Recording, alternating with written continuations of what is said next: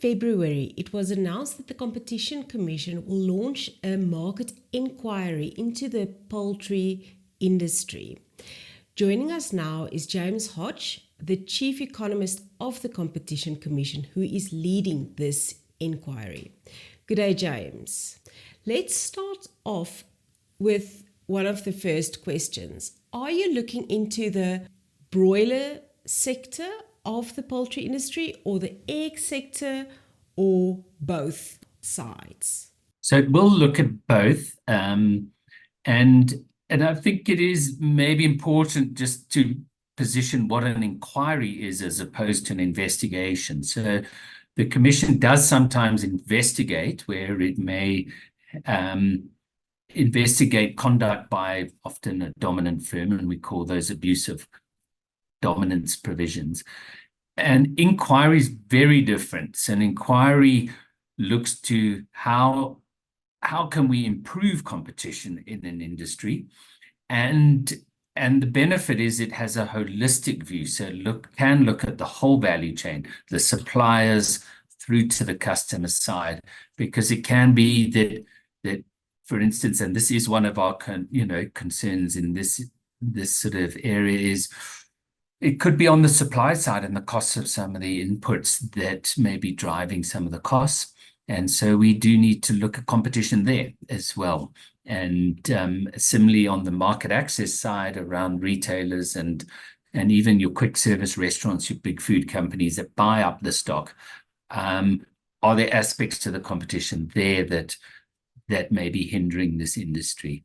So the objective is really to look at market-wide factors.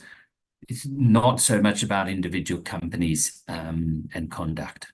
So this does mean that it includes both poultry meat as well as eggs.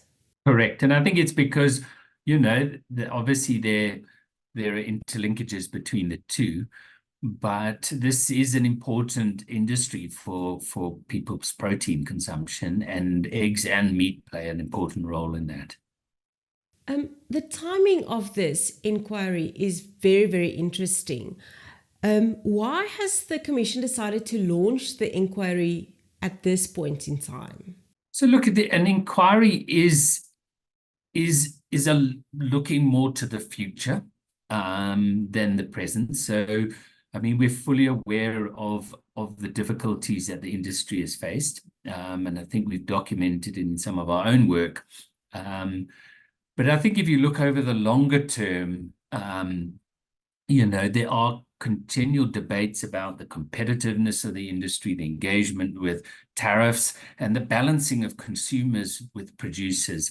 And we're also seeing some of the arrangements being questioned in other jurisdictions, like the contract grow arrangements and how they work. And so I think for us, it's about saying, look, this is an important industry. It's important for the agricultural sector. It's important for consumers. It's too important to not have some interest in ensuring it can work better where it can.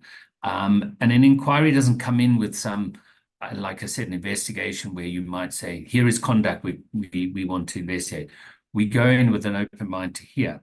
And this process, in the sense, is at the very beginning, which is, let's have a terms of reference. It's a draft. Let's hear from not just industry, but also their suppliers, customers, and maybe some of the public, individual farmers. Are there things that concern them that can be addressed through an inquiry?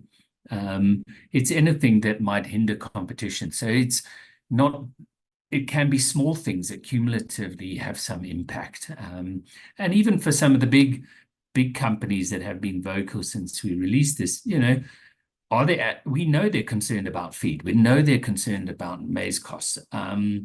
So let's have that discussion as well, But I think ultimately we also are seeing an industry where the scope for the kind of, sovereigns of the world to emerge in the future may be more closed off because of the nature of the industry. And can we create a structure that allows that to still happen, to have those challenges, because they bring competition, they may bring better pricing into a region or local area, even if it's not the whole national market.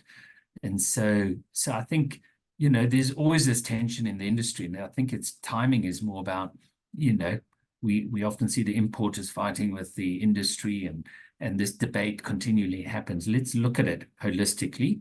It's an evidence-based process, and let's find together what might be hindering competition and find some solutions. Why do you suspect that the poultry industry might be able to become more competitive in South Africa? Part of what we've done in looking at this terms of reference is interestingly look at some of the concerns that have come out of the Poultry Association's own survey of smaller players, and then the concerns around the inputs and the market access. So if I had to describe the current sort of proposed focus, the one is around the inputs, and that goes from the genetics coming from abroad up the feed value chain, vaccines, medicines, vitamins that go into the production, and yes, day-old chicks, and that, which are the big cost drivers of any industry, or of course the egg-laying hens. And then out the other side, the abattoirs, the cold chain, and the retail.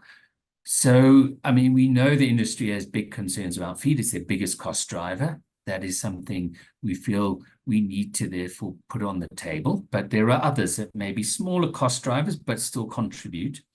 But the other big focus area is really about the scope for independent producers to not just enter, but grow and expand and bring competition. So that is a more dynamic aspect to the competition. And as I said, we have seen in the past players emerge in regions and grow and bring important competition to the industry. So the second one is really about that aspect. So the one specific thing we're looking at, which we put in the scope, is the market access. We know, and this is something, as I said, the Poultry Association raises, but the smaller players are saying they're worried about the pricing of feed and medicines. They're worried about access to quality day-old chicks. They're worried about independent abattoirs and their existence, and they're worried about just how to access the formal market. We have gone beyond retail because we know obviously quick service restaurants are a big player in this, and then food companies who use that and do further processing of that. So a lot of competition policies around creating a dynamic that enables firms that are more efficient or clever to come through and to bring that. So I think precisely, as I said, because this industry is so important, because there has been pressures coming since sort of, almost pre-COVID, and those debates continually thrash out, and we worry about consumer interests, balancing that with producer. Let's see what we can do on the competition side. And so yes, I think there are probably aspects which can work better and improve. Some may make small contributions, some may make bigger. But if we have a dynamic industry, then we know that it's servicing the agricultural sector and consumers going forward. There's this argument within industry that the South African poultry industry has reached maturity. But in your opinion, is it possible for a market to actually reach maturity? So I think whether it's mature or not, doesn't impact on sort of an assessment of the competition that's happening.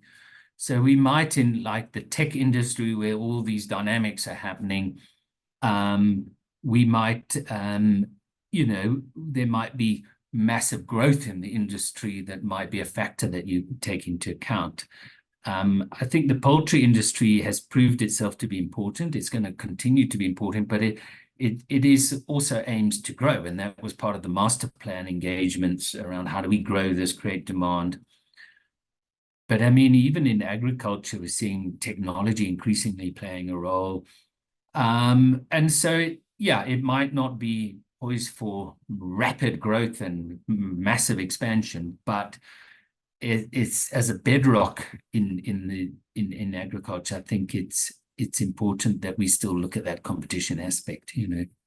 Does the Commission suspect that contract growers might not have enough bargaining power within the South African poultry sector? So we've put that as one of the areas of the 4 areas for the inquiry, and we want to hear from the industry on that. But this is something that's come up more prominently in the US, where there have been some cases brought by your competition authorities to look at that. And obviously we have a similar system here, but you know, we don't have the details of that engagement. So that's the whole point of an inquiry, is to understand that.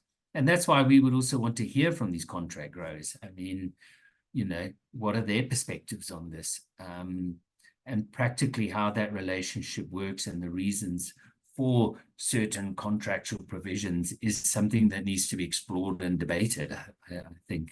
How does this inquiry fit into the master plan that you've just spoken about? So I think we see the master plan as really an industry engagement with government around more industrial policy. It obviously has a little bit of a trade angle because it has some aspects around the tariffs and also promoting access to export markets. But it is about how to grow the industry, grow demand, open up some other markets. And part of that, there is some discussion, I think, on sort of on maize, but it's not looking at competition, and it's not designed to. It's an industrial policy instrument, and so that's why we see that as complementary. You know, I think increasingly, you know, people are seeing the importance of industrial policy, trade policy, and competition policy being aligned. This is all the debate in circles across the US and Europe, just so that one can use all the tools effectively to get the best outcome possible for the country. If this inquiry shows that state inefficiencies does actually hamper the growth of the industry, as role players have already insinuated in the media, is there anything that the Competition Commission can actually do to help ease this burden? So we are empowered to make recommendations to government. Everything we do, though, is around a competition mandate. So it would have to be factors that affect competition. But we have in the past made recommendations that might improve. So we know, for instance, even some of the smaller players have raised the issue of just, you know, in their area about what even industry infrastructure is there that would affect the ability to get quality day-old chicks or access to independent abattoirs. And so that is part of our mandate, to look at those recommendations, and then those would be taken forward within government. And as I said, it has been a feature of some of our previous inquiries. So the grocery retail inquiry, apart from looking at how the exclusive leases that the retailers had harmed competition, we also looked at how government could play a role in improving the infrastructure for smaller players in townships, areas that might enable them to fulfill their sort of ability to service consumers better and compete.